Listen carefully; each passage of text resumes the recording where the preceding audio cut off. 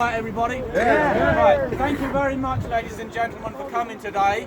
And I was very pleased to be able to accept the invitation to come and speak for Parents Against Grooming and to meet Linda.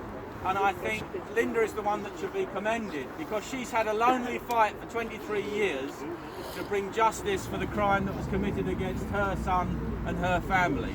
And this is what today is about. It's about injustice, because it's bad enough that something happens which is criminal and unjust and damages somebody's life.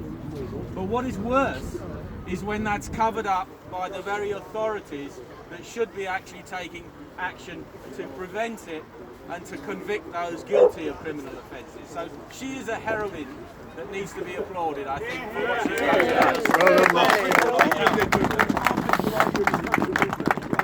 And there are lots of people up and down the country who've had this lonely fight. I think if you didn't know that this was true, you'd find it very difficult to believe it. And I think a lot of us did over the years, because we think, yes, this is isolated groups of paedophiles, it's bound to happen, they'll get caught and they'll get convicted. And what's coming out now, more and more, is that this is actually a systematic, industrialised process all over the country, and the lid can no longer be kept on it, and the authorities have to take action. Now, what is the one common denominator in most of these cases? Islam. No. Labour. Well, let me get what I think is the political common denominator, not the ideological one, because you get these kind of things happen in all communities, but where it's happening most is in local authorities controlled by Labour councils. And if you look, there's about 40 different local authorities where there have been investigations and convictions, and I think 37 are Labour, one is Tory and Labour, or Liberal and Labour coalition, and 2 are Conservative. Now that tells you that there's something wrong with the politics. And if you go on voting the same way, you will get the same thing. If you carry on voting for these people, then they will continue to cover up their past mistakes and continue not to take action against the people they should be taking action against. So think very carefully how you cast your votes in these local elections, and why are you going to vote for people who are just going to cover up what's gone before and protect those who are still doing it. And it is a national scandal.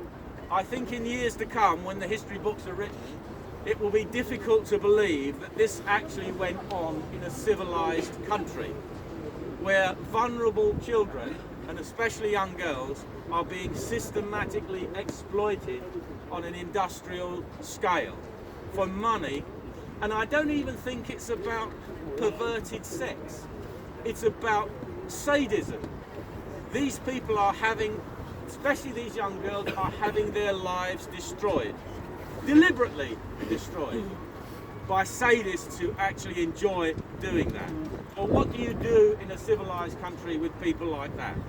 You stand down on it and you stop it, and you take whatever is appropriate legal action in terms of censorship. And we'll all have our opinions about that, I'm sure.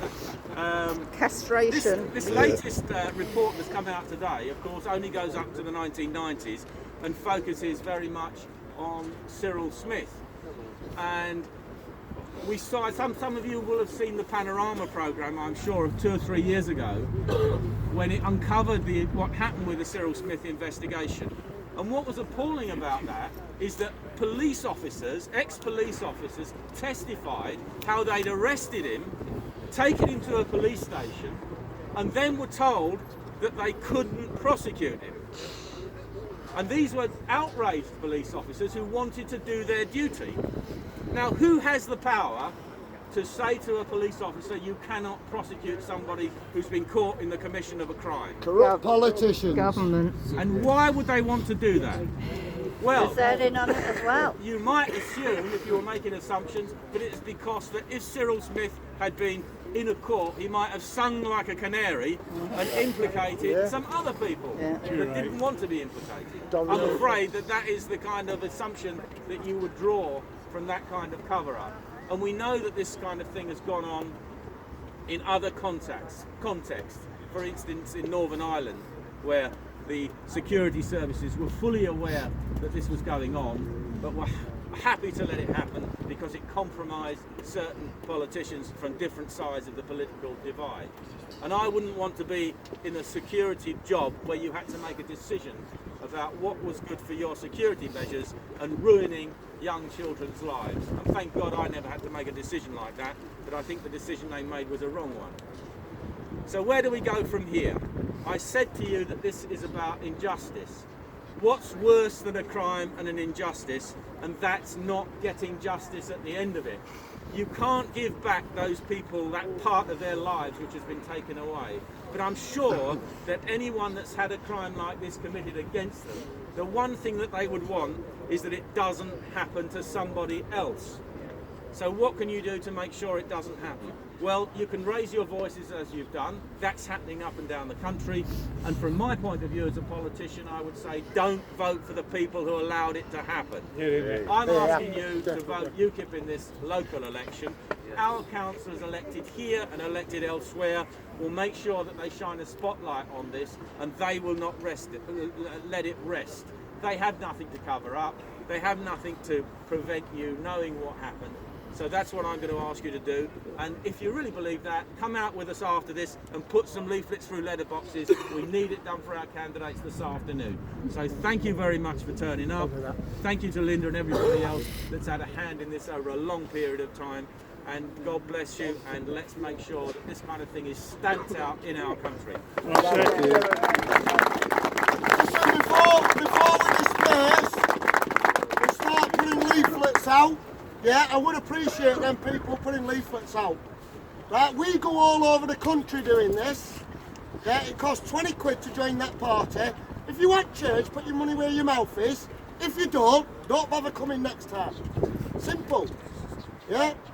We're going to go over there 2 weeks ago. Hold on, I want to please. Oh, sorry. Previous Leaving that, Alan. I am. There is only one Dan. There's only one Dan. Before I speak, where's Lee? Where's Lee? Lee, can you come up here? I'm going to speak briefly, but this is Lee. That needs editing. He's the chairman of UKIP in Rochdale. He's going to give you 3 or 4 words. Well, maybe 12, a few more than that. Go on, Lee. Very briefly, what we've seen of politicians, mainly on the left, but it's not just the left, it's the right. They have used the word racist to silence people. They've used the word racist against people, and they belittled that word, and it no longer means what it used to. To speak the truth isn't racist, right? And you people who are putting your head above the parapet now and standing up and being counted, they'll come after you. So be ready for it, but speak the truth. Get out there. You know, you need a round of applause for yourselves because you're standing up and being counted, and you're coming to help the kids of this borough. So well done to you.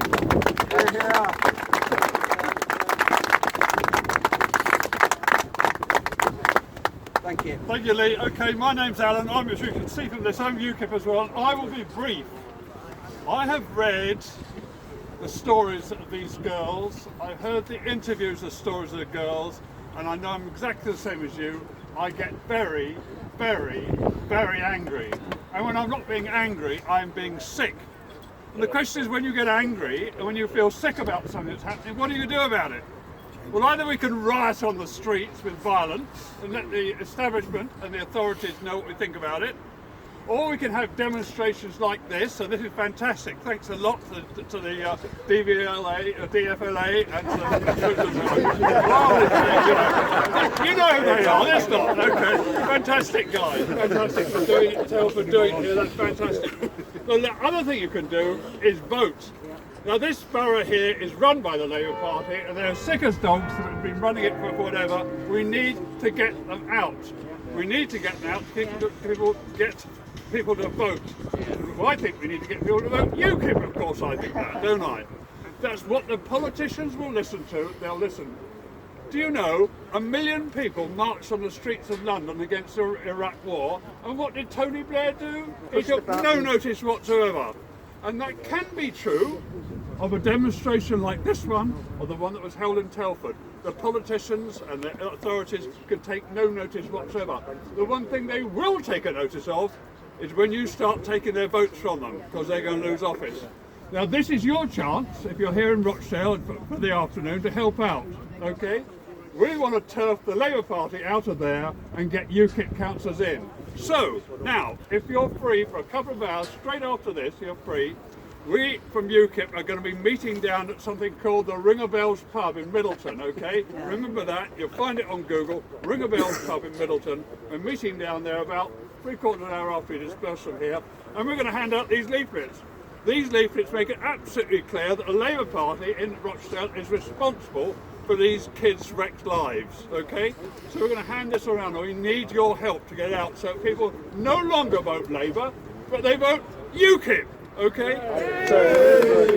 Okay, so if you could come with us, we're really grateful. It's called the Ring a Bells pub, you'll find it on Google, in Middleton, okay? There's another one.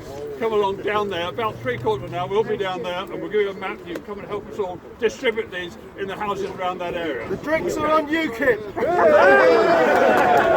No, they've only just got out of the red. Before you go, I'm going to ask you all to come over and stand outside that town hall so that John here can finish a video that he started 2 weeks ago with Linda. So we can all come over there. Move over that side.